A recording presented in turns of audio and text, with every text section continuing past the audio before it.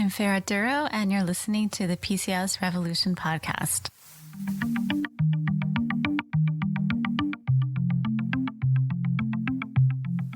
Hi, everyone. Welcome back to the PCOS Revolution, Season 4, Episode 1. I really wanted to take some time out today to talk about some of the mistakes that I see when women are trying to overcome their PCOS symptoms. Over the past 2 decades, I've worked with women in my clinic with PCOS who want to overcome weight gain, acne, mood swings, and irregular cycles naturally with diet and lifestyle changes, acupuncture, and herbal medicine. So as a licensed acupuncturist with a specialty in Oriental reproductive medicine, who's overcome most of my PCOS symptoms myself using these very methods, I just wanted to make you aware of some of the most common roadblocks that might come up for you along your PCOS journey. So I want to talk about the 5 biggest mistakes I've seen over the years. Now, I've made some of these mistakes myself, and just a warning, I'm going to be throwing a lot of information your way. So I've created a little cheat sheet for you to download. Just go to the show notes and click on the link and you'll be all set. So no worries if you're listening to this in your car and you can't take notes, I've got you covered. So let's get started. The first mistake I see is a real biggie. It's not asking enough questions. So imagine if you've just gone to your doctor's appointment to find out why you've been experiencing issues with getting pregnant or why your cycles are wacky, and when you leave, you still don't have any answers. Well, believe it or not, this actually happened to one of our patients last week, and it's more common than you think. So this patient actually had no idea she had PCOS, even though she had been treated for infertility for the past 4 months. No one told her, and this was actually a patient she was seeking treatment at a fertility center. And looking at her notes and her ultrasound reports, it clearly stated PCOS on her ultrasound report, meaning she had so many follicles that they just couldn't count all of them. So that's what they wrote. And they didn't share this with the patient. So, as a practitioner and somebody who's dealt with this for many years, I just got really frustrated, and this happens all the time. So I just want to make you aware that if you don't have straight answers, or even 50% of the women who have PCOS don't even know they have it. So this could be happening to a friend of yours or a family member who's just been struggling with irregular cycles, not getting pregnant, going through treatments, and not knowing that they have PCOS, and not knowing that there are things that can be helping them. So before you leave, before you leave your practitioner's office, I want you to ask the following questions. Okay, number 1, what did my labs or ultrasound tell you about my condition? So let's say they do say, yes, you do have PCOS, this is what's going on. I still want you to ask for a copy of your labs. That's your right. And you have the ability to ask for any lab work that you've had done or ultrasounds. So number 2 would be to ask for a copy of your labs. And number 3, I would ask the question, what types of treatment could I try before committing to medication? Because a lot of times a prescription is written, but there are other options out there. And we know that with PCOS, the first line of treatment should be diet and lifestyle changes.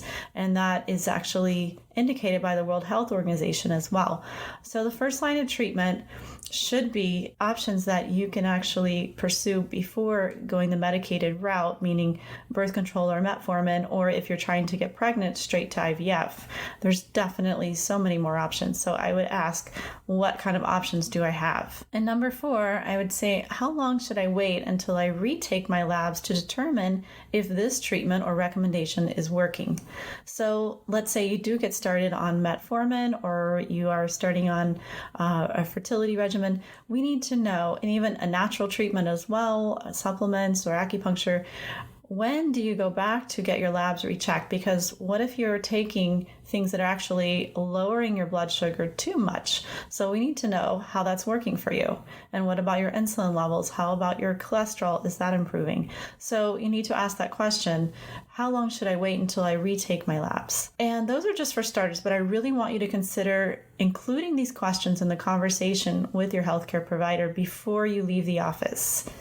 And whether you're going to go to your IVF doctor or your gynecologist or your acupuncturist who's ordering your labs, like in Florida, we actually order lab work for our patients, or your naturopath, or whoever you're seeing, those are the questions you need to be asking. Okay, and number 2, the second mistake is believing that birth control will cure your PCOS. So this is another big one. After working with women with PCOS for over 20 years, and I often see birth control recommended still as the first line of treatment from a very early age. So while birth control might help with some of your symptoms temporarily, it is a Band-Aid approach, and it can lead to worsening of insulin resistance and vitamin B12 deficiency over time. So what if you're contemplating getting pregnant? It's definitely not treatment for you. So again, the first line of treatment for PCOS is not birth control, it's diet and lifestyle changes. So if you've already implemented those and you are still needing to be on birth control for different reasons, definitely go for it. But knowing that it is not going to be the cure for PCOS, because what happens when you get off birth control, the PCOS is still there. It does not go away. So it is a chronic condition that needs to be addressed in a multifaceted approach, as we know. So if you've listened to this podcast long enough, you definitely know my feelings on that. So, and also, I just want to reiterate that, let's just say you go the birth control route and you don't treat the PCOS at the root. So what happens later on? So when you reach age 40, it just blows my mind, but after age 40, 1 in 2 women will develop type 2 diabetes. So this, if left untreated, we know that PCOS can turn into type 2 diabetes. It can lead to high blood pressure, increases in cholesterol, changes in metabolism, depression, anxiety, sleep apnea, abnormal uterine bleeding. The list goes on. So if we're really not treating PCOS, not to scare anybody, but definitely this can happen, and we don't want to see that happen. This is one of the reasons why we do this podcast, is to make you aware that PCOS requires a treatment. And when obesity is coming into the picture, when you have weight gain, severe weight gain, it can contribute to cancer of the uterine lining and gestational diabetes too when you're pregnant. So though not to be a downer, but really all women should really talk to their doctor about getting their symptoms under control and preventing further health conditions from coming up, whether you're trying to get pregnant or not. So it's important to address it. And according to the Journal of Clinical Endocrinology and Metabolism, women diagnosed with PCOS are twice as likely to be hospitalized for heart disease, diabetes, and mental health conditions, reproductive disorders. And along with that, insulin resistance was found in 95% of overweight women with PCOS and 75% of lean women with PCOS. So, relatedly, women with PCOS have more than a 50% risk of getting type 2 diabetes or pre-diabetes before age 40. So definitely we need to think of better treatments than just birth control alone. And if that's what your doctor is insisting, then definitely you need to look a little deeper at that. The third mistake is blaming yourself and believing you'll never be able to get pregnant if you have PCOS. Definitely we see this every single day with patients that walk into our office, and there's a feeling that something they did caused their PCOS. And I want to assure you that having PCOS is definitely not your fault. There is nothing you did to cause it. And in my experience, there's a strong genetic link. And if you have PCOS, most likely you had it since you were a small child, way before you were diagnosed. And although no one can wave a magic wand overnight and give you a pill that will cure PCOS, you can and you will reverse most of your symptoms with a little diligence and patience. And the other biggie is that believing you'll never be able to get pregnant with PCOS. And I am here to tell you that that is definitely not true. While PCOS is a factor for many women's infertility, it's not an automatic effect. And many women that we work with and women with PCOS can get their hormones in balance simply by changing their diet and exercise routines, seeking out an integrative approach, such as medication to encourage ovulation depending on the severity and type of PCOS. So it's important to discuss your treatment options with your doctor to determine what will work best for you.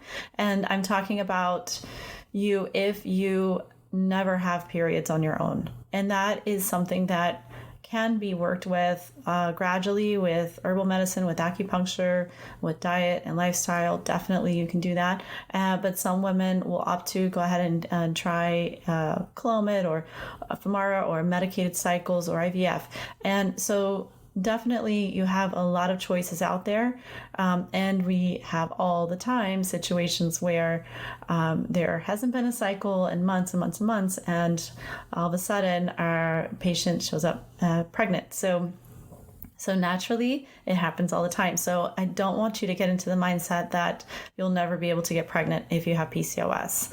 And so yes, for women trying to become pregnant, PCOS can definitely make it harder to time the fertile days of your menstrual cycle when ovulation happens, because the cycles are irregular. So it can take longer to become pregnant if ovulation is only occurring every few months. So that's when most women with PCOS are more likely to seek out fertility treatments than people who don't have it. But research shows that over their lifetimes, people with and without PCOS have similar number of pregnancies and children. So in fact, the majority of women with PCOS who are trying to conceive will become pregnant and give birth without any fertility treatment at least once in their life. So I hope that that takes some of the blame and the fear out of a PCOS diagnosis for you. Now, over the last 2 decades of working with women with PCOS, I've seen this time and time again.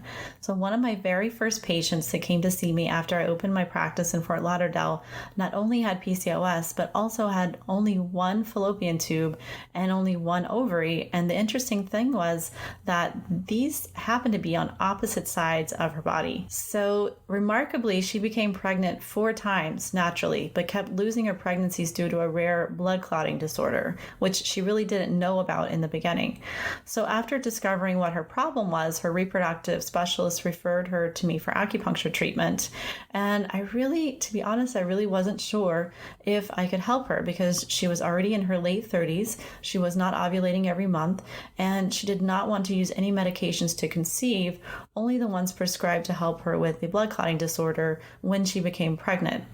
And I just really hated to see her go through month after month of suffering. And so I didn't promise her anything, but we said, I'm going to try my hardest to do the best we can.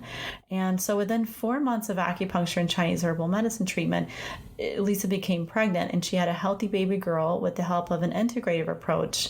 And the miraculous ability of her one polycystic ovary to produce a healthy follicle that then was able to cross over to the healthy fallopian tube on the other side to start its journey to the uterus was incredible. And after seeing what happened with Lisa, I knew anything could be possible with a little faith and collaboration between the best of both worlds, both Eastern and Western medicine. And she needed the help of both. So I want to also mention that Lisa almost gave up. Before she came to see me, she said, I'm done. I can't go through this anymore.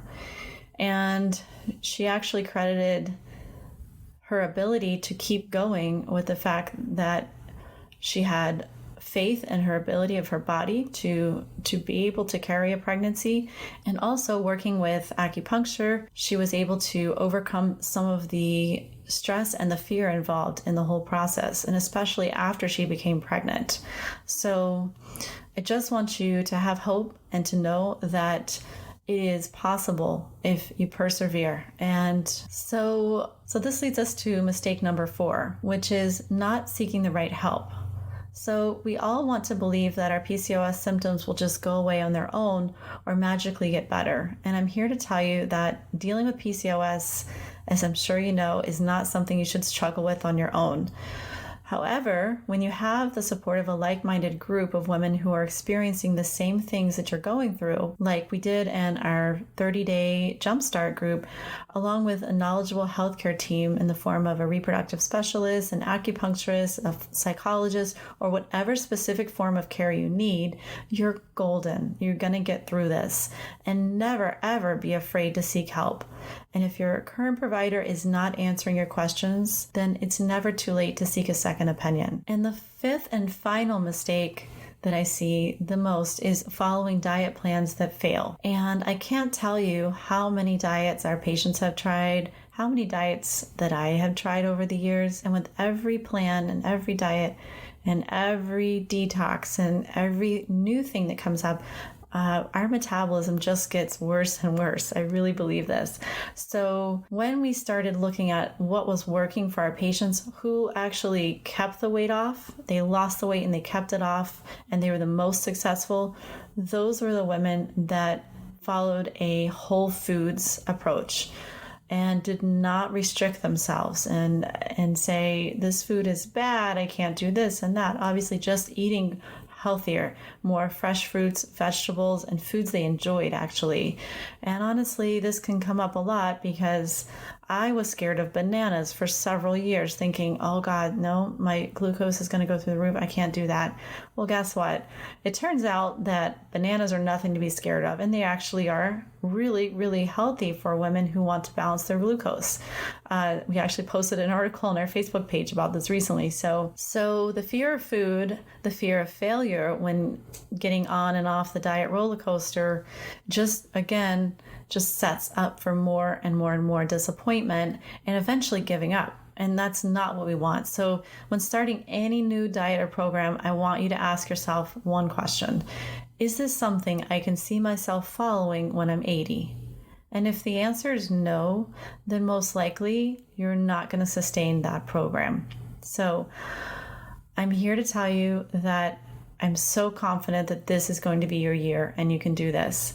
I just want to thank everybody for listening this past year. This is an incredible journey that I've been on with you, and I'm just really looking forward to what the next year will bring. I will tell you that we're going to have some really wonderful experts on our show coming up in the field of PCOS. And during our next episode, we're going to speak to Dr. Marta Montenegro, who is a certified nutritionist in the field of reproductive medicine and PCOS. She has a wealth of knowledge, so I really can't wait to dive into some burning questions that some of our audience has had. And don't forget to download our freebie, which goes through the 5 biggest mistakes that most women are making when trying to overcome their PCOS symptoms. And I want you to share this list with a loved one. You can share it with your doctor, with somebody that you're close to. Because right now you might be making some of these mistakes, and I don't want you to waste your precious time and your precious energy on these. So let me know your thoughts. We've decided to keep our 30-day Jumpstart group open, and the sign-up form is still there, and we're going to actually make the 30-day Jumpstart year-round. So I couldn't close it because we've had such great energy in that group and wonderful feedback, and I feel like I just want to reach out to all of you. If you haven't had a chance to get into the group, I hope that you do. As we talked about before, PCOS requires support, and it's really, really important. And if you have support of other women who are going through the same things you're going through, you're going to come out so much stronger, and this journey will be so much more easier for you. So I want to thank you guys for listening once again, and I hope you have a great rest of your week. See you soon. And that's the end of this episode of the PCOS Revolution podcast. If you've enjoyed the show and want to help me spread the word about how women with PCOS and hormonal imbalances can lead happier, more healthier lives, please head over to iTunes and leave us a review. They really do make a difference. If you'd like to have a question answered on the show or would like to recommend a guest, please go to floridacompletewellness.com/podcast. If you're on social media, you can follow me at facebook.com/Florida Complete Wellness and twitter.com/Florida Complete, where I post a lot of interesting research, webinars, and articles on our blog about really getting to the root of hormonal imbalances like PCOS. So it's a great way to stay in touch with the latest developments. Thanks so much for listening, and see you soon.